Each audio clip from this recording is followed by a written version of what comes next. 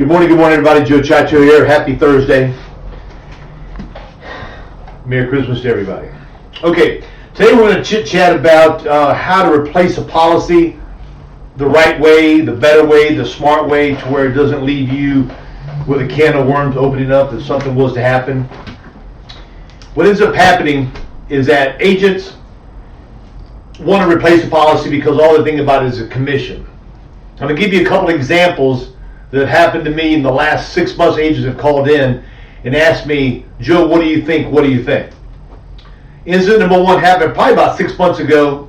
New agent called in, very aggressive, very hardworking guy, and said, Joe, I've got a lady who's got a policy with one of our competitors, and we can replace it with something that is less expensive. I said, great. I said, let's do it. I said, tell me about it. He says, well, she's this, and she's on oxygen. I said, well, that's going to be a guaranteed issue policy. So she's had the policy for, I think, 3 years. He's going to put her with one of our guaranteed issue carriers and have a 2-year waiting period where she'd already passed her 2-year contestability. I said, you can't do that. He said, well, Joe, she wants to get something cheaper. I said, well, ethically, that's not the correct thing to do. What you ought to have her do is maybe call the company and ask if they can reduce her face amount to a price point that is more comfortable for her. Fortunately, he backed off and didn't do it. Here's another situation happened. Joe, I've got a client here, pretty good health.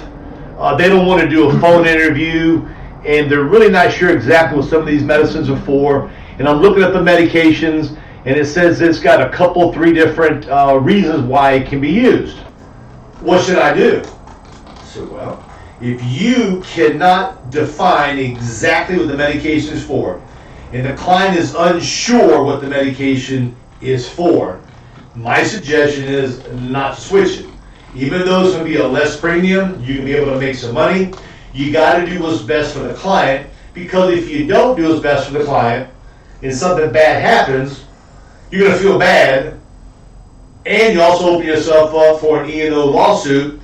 If the children find out the parents had a policy that was a better one, you flipped only for the intentions of making commission, and you didn't do your job properly. So, if I'm going to flip a policy, I'm going to make sure the client's in good health. Now, Joe, how do you know the client's in good health? Well, the only way is to ask questions. Ask questions about their medication, kind of dig a little bit deeper, okay? You're not going to tell them, listen, I got to ask you some additional questions. I've got to find out a little bit more and be a little bit nosier. You kind of want to dig a little bit more to where the mere fact is that if something comes up, you knew you did your due diligence, you went over the medications, whether they take the medications or they don't take the medications anymore. Because what happens, clients will say, you'll ask, what medications are you on? And they're going to tell you, Joe, I'm on a high blood pressure, I'm on a cholesterol, and I take metformin for my diabetes. You're going to go, okay, and you're going to write them up. You need to ask, what medication have you been prescribed, whether you take it or don't take it? What medication have you had prescribed and filled within the last 3 years? Joe's only a 2-year look back on most of these questions here. Ask for 3. They're not going to remember 6 months, 2 years, 3 years. You kind of want them to bring out all their pill bottles and look at them. Go slow. Do I believe in replacing? Yes. Okay. Yet you need to be careful. A good instance I'm going to tell you about now. An agent called me up about 2 weeks ago and said, Joe, I've got a client that has a policy with one of our competitors.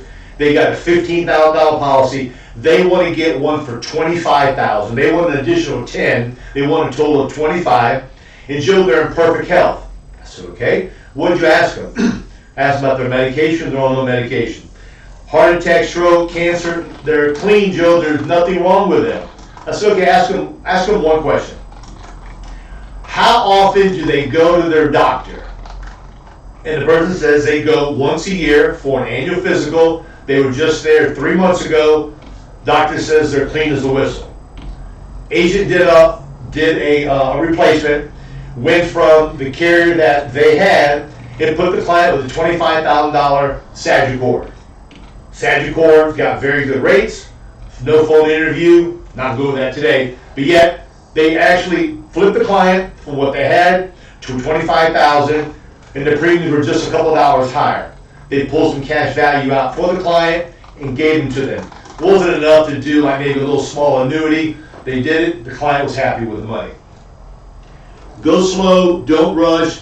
When the client gives you those buying signals that they want to buy, they want to flip, they want to save money, you got to take a couple soft steps backwards to find out, why are you being so aggressive with me? Sometimes they've got a medical problem, they've got a health issue. I remember years ago when I used to do a lot of health insurance, clients would call me out of nowhere, hey Joe, I want to get this health insurance from you. You want to, today's December 18th, you want to buy health insurance today for me, right before the holidays, or they call you just out of the blue?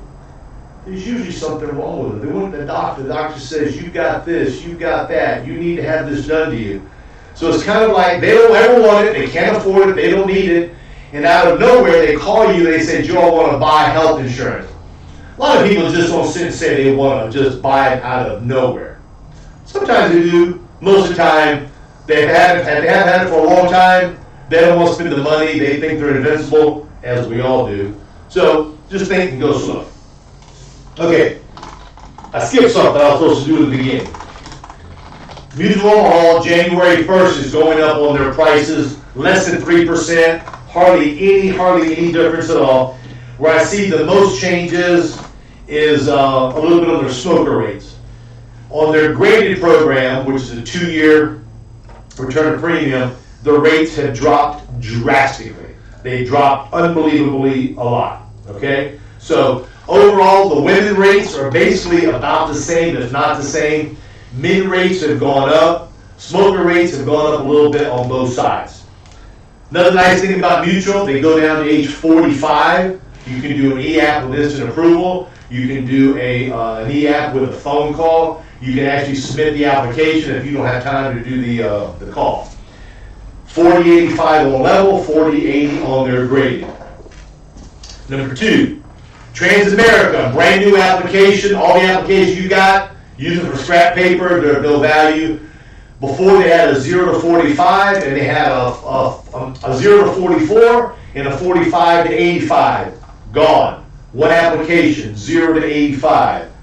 They have a e-app that they have. Had a couple clients, a couple agents that called me and said, Joe, there's some snags in it. So before you do an e-app, I'm going to tell you to kind of hold up for another couple weeks or a month. Let them work out their snags. Do the old-fashioned paper application. It's an e-app, yet it's not instant approval. So just kind of think about it. I did an e-app on a term day before yesterday, went through with no problem. So the term, no issue. Whole life, kind of just sit back for a month or so, let them work out those snags. Number 3, Foresters has reduced their phone interview time down to less than 7 minutes. They have no e-app on the plan right, yet they have an e-app on their on their whole life. They have it on their smart UL, they have it on their term. So Foresters now has a preferred, a standard, which only has a 1-year look back on hard issues, and then they have something called a basic, which is a return of premium, ROP plus 10% the first 2 years. So Mutual's prices went up a tinch, Transamerica's prices went up a tinch, Foresters' prices went up a tinch, and they've got some different things. So make sure you find out about this stuff. Jay sends stuff out, go to the website, look at it, get adjusted to it, get out some new supplies, some new products, so if you got to go to somebody's house, you're set, ready to go. Okay, let's talk about when you go to a house and the client already has a policy and you're thinking about replacing the policy. Not all carriers have the non-forfeitures that I'm going to list now. Most of them have a cash value and a death amount on the paper. This one here is from Roll Neighbors. Transamerica has one. That's the ones I can think of off the top of my head. They have an opportunity for the client if they want to replace it, if they don't want to make payments no more, if they want to paid up additions, or they want the extended term rider. These are all at no charge. So when you're in somebody's house, you're unsure, take a picture of it, send it to me, send it to your manager, and we can kind of walk you through it if you've never done it before. Or take a picture, tell the client I got to come back and see you. You got to doggone, you got to whip the eggs one day, might to just do it right then and there and just learn how to do it. Now, with this row of neighbors here, this is a lady who I've got here that is 76 years old. Let's say she's 84 years old and she wants to flip it. Not too likely going to happen, but this is the only paper I've got in front of me to give you an example. At the age of 84, she's going to have approximately $2,800 in cash value. She's going to have what they call up as a paid up policy of $4,000. This policy started off at 10, is paid up at age 84. She can do one paid up at $4,000, makes no more payments, saves her monthly premiums, and she's got a policy paid up for $4,000. Or let's say she's in bad health. Now, granted, this is kind of a careful one. I'm going to tell you guys to experiment on. It says she's got 4 years and 357 days of extended term coverage, which means she's got $10,000 worth of coverage for 4 years and 357 days, makes no more payments. If she passes within that period of time, her beneficiaries get the $10,000. If she lives 4 years and 358 days, one day more that's on this chart, she gets nothing. So if you want to do this here, the rates or the examples they give on these values is the end of the year. So I'm looking at age 84. That is going to be at the end of the last month of her year 84. Right before she's turning 85 is what these numbers are for. So my thoughts is to call the carrier up, tell them I've got some stuff here. Want to know what the loan value is, the cash value, what the paid up amount is that the client cashes in, and also what is the exact years and days if she wants to go to the extended term. Now, on the extended term means no payments, coverage for a certain period of time. I've got some agents who've done that before just to help the family out. Say, listen, you don't make payments no more. Doctors diagnose you with something very serious. Again, I caution you on doing this here. Yeah, you got to make sure you got a family member there. I have an agent a long time ago. He said, listen, I'm going to transfer you to this policy here, convert it to the long-term rider. I want you to sign a piece of paper for me saying, based on today's conversation, I agree, I understand. If your mother lives an extra day, you're going to have no coverage. He had the lady sign it. So he kind of covered his butt. You got to be careful today because people are sue-free. They want to sue, so be careful. Easiest one to do is if you're going to take them from one policy to another policy, do your due diligence, get their cash value out, see if they want to do something with it, or get them a paid up policy. Personally, some people are always going to tell you they want the money. I want the money, Joe. Times are hard. That's why I need smaller payments. Now, this is something you can do. Let's say this lady's got a policy for $10,000 and she's got $4,000 paid up. Doesn't always work out, but this is kind of like a starting point for you to think about what's best. She said, Joe, I can't afford that $85 a month payment. Can't afford it. I said, okay, this is what we'll do here. Let me check and see what it would be if I get you a $10,000 plan, take off the $4,000 of the paid up that's already done, and let me see what it would cost for me to get you one for $6,000 to see if that $6,000 payment is less than the $10,000 payment that you've had for all these years. Sometimes it is, sometimes it's not. Sometimes clients say, Joe, I want to save that $10, please switch me. Now, what you need to be careful on is that when you switch a client from a policy that's been enforced for more than 2 years, is gone past the contestability, and the insurance company has got to pay for it. When you switch somebody, that contestability starts all over again, And if the client forgot to tell you something, something went wrong, they have a little amnesia, they didn't remember that they had a heart attack 6 months ago, because sometimes people forget, but yet they forget to tell you, then something happens to them within the next 2 years, not that you didn't do your job, is that they didn't tell you everything. Now, they do have the $4,000 off to the side, yet that $6,000 that they thought they were going to get, or their daughter was going to get, they're not going to get it. What they're going to do, they're going to get back all their premiums. So, flipping a policy, it's got its great points, it's got its fantastic points, it's good for the client. If you can save them money, get them more coverage, switching from a carrier that they have to one that you have that's less expensive, you make commission, the client's happy, the client gets a cash value, the client gets a paid up in additions. All depends on what you feel is smart. If you've never done it before, get some information, run it by me, run it by your manager, see what is best for the client. A lot of times what happens, we get that tunnel vision, and we always see is that dollar bill, all we see is that money. Nothing wrong with that, yet we got to do what's right for the client. Remember this here, there's no pillow so soft as a clear conscience. So when you lay your head down at nighttime, you got to sit and say, I know I did the right thing.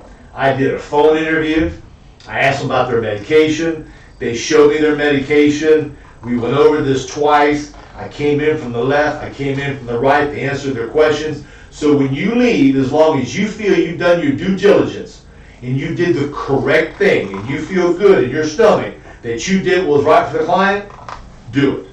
If you sit and say, well, Joe, I'm not really too sure, I think I did the right thing, then you may feel that the first 1 or 2 times you do it because it's kind of a very scary thing to do, yet as long as you check, you make sure, have you had any medication filled within the last 2 years?